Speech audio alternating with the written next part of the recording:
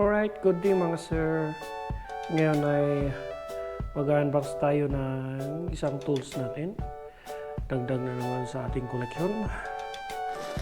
Ito ay isang tingnan natin. Ayan. So, yan. 15 tons na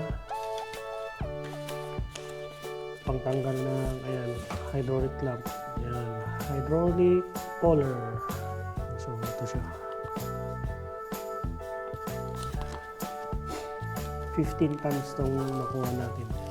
So ang naman nito ay yung link. Pamilyo na 4 na kagayan ng hook, yung hook na 3 at saka yung hydraulic puller. Yan. So yan siya, 15 tons tong nakuha natin. So 15 key. Natanggal yung sticker dito. On, off. So assemble natin. Ay, meron pa lang isang handle dito. Ayan. Tanggalin mo natin yung mga tornilyo.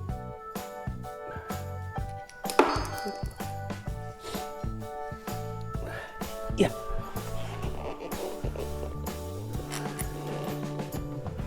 Sa floor natin ginagawa kaya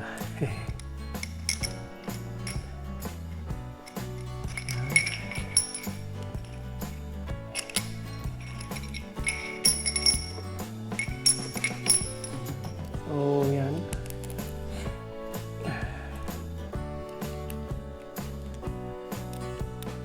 Merong bolt and nut na 1, 2, 3, 4, 5, 6, 6 tatlong hook at saka yung lagayan ng hook at saka 2, 4, 6 6 na pair na dun sa bridge para dun sa ito. Ayan. So lagay muna natin. Mabigat siya, 15 tons. Pwede sa pangtanggal ng bags natin sa motor kung na-stack up siya, o kaya sa sasakyan pwede natin pang gamitin sa pang pool o kung ano-anong pwedeng application nito. So lagay muna natin yung bridge.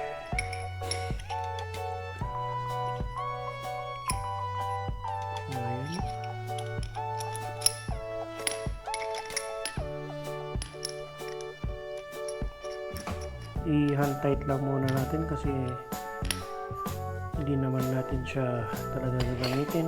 Titest lang natin siya. Nabili ko pala to online. So yun ang kagandahan ng online ngayon, madaling mahanap yung mga tools na kailangan natin saka ng mga pyesa available na. So ito saka dito natin lagay yung ito is for pag dalawa lang siguro pwede, pero 3 lagay natin. 1, 2, 3.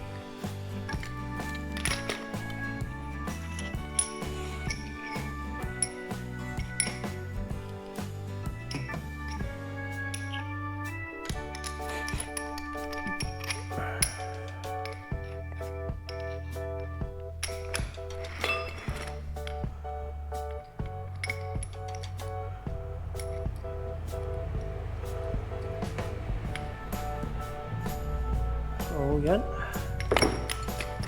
Okay, nilagay na natin yung bridge. Ito lagay na rin natin ito.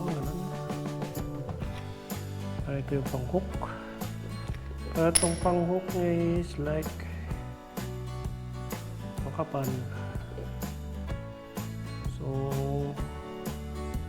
kailangan din natin hanapan ng ibang hook para yung mas manipis. Kung kailangan na ito, kailangan baka mahirap ma-insert, may lagay sa ibang mga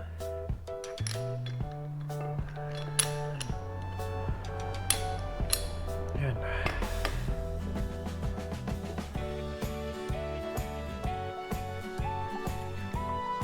Okay, isa naman.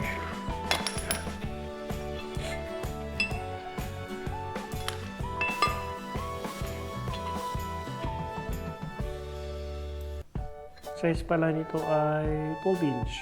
Nakasulat na 12 inches.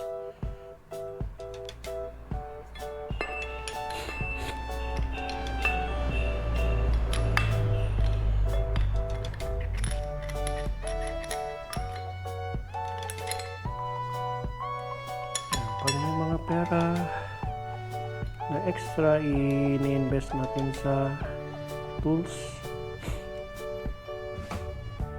para pag kailangan na natin may magagamit tayo. Ito palang puller na to, effective sa stock up na mags, tulad ng video ni Master Z1 Moto. Gumamit siya ng ganito para matanggal yung stock up na mags ng mga scooter. Yan.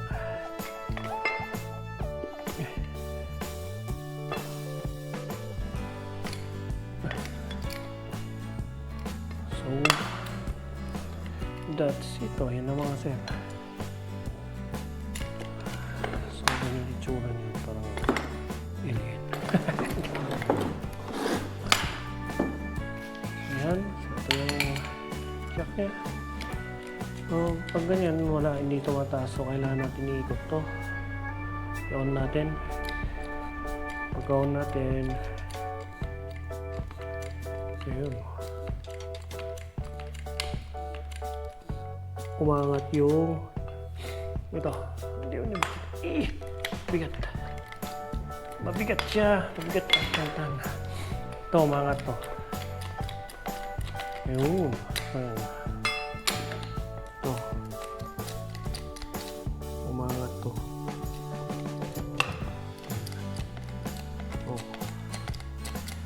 Tignan natin nga kung gano'n siya kahaba.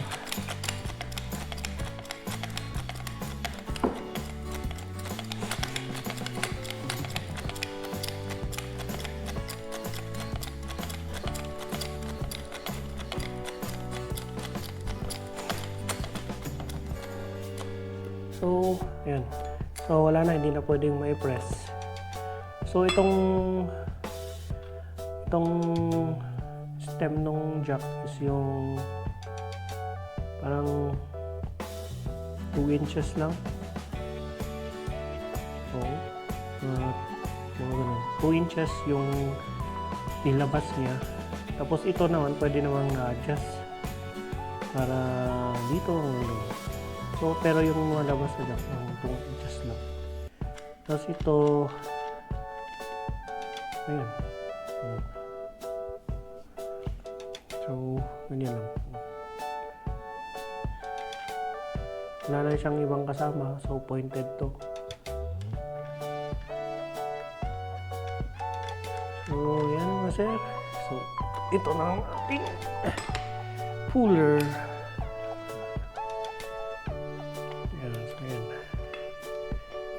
Action.